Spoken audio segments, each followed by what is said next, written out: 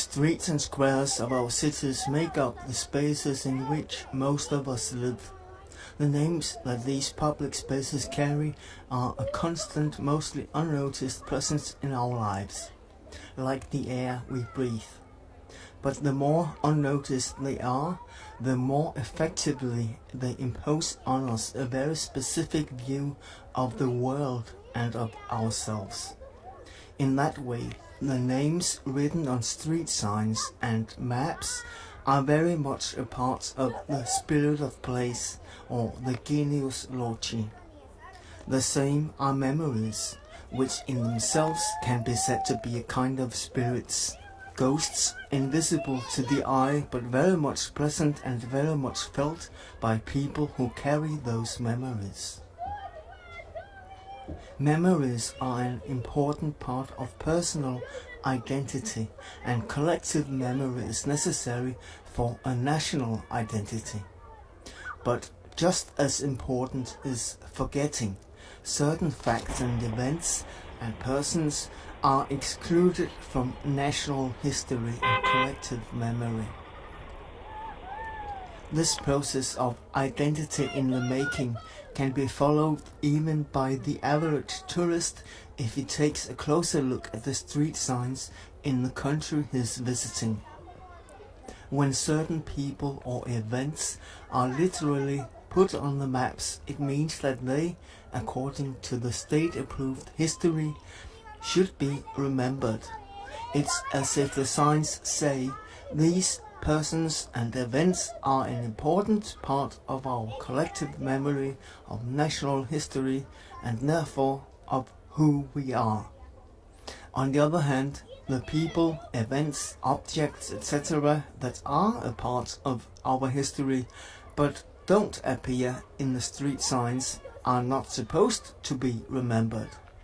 Some of them at some point did appear on the signs, but have been exchanged for other names, which means that these persons, events and values are no longer part of who we are.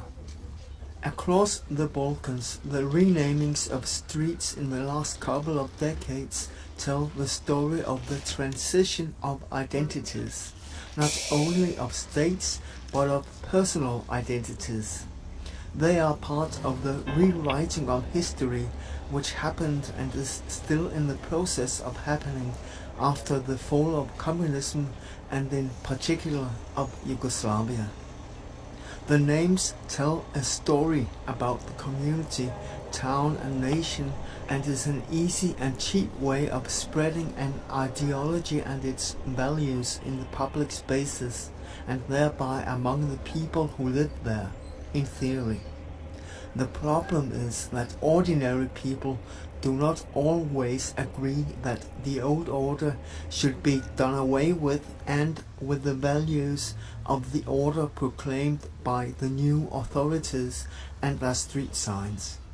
Especially in ex-Yugoslavia, name changes often cause hefty debates, which is a sign that 25 years after the disappearance of Yugoslavia, the coming to terms with the way it was torn apart and the writing of new versions of history are far from over. In the Balkans, public spaces have always changed their names with each new regime.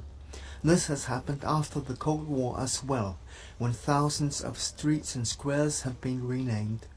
In all countries, the losers are the same. The heroes of socialism, especially the anti-fascist fighters from the Second World War, have been forced out. The winners, on the other hand, are different from new country to new country. Mostly persons or events from before World War II or even earlier have taken over the public spaces. Through their names, the streets of the Balkans embody the history which the societies emerging from communism or from socialist Yugoslavia tell to and about themselves.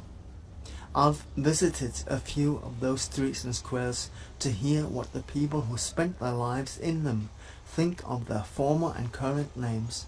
In that way, one gets an idea of what they think of life in their former as well as in their current country.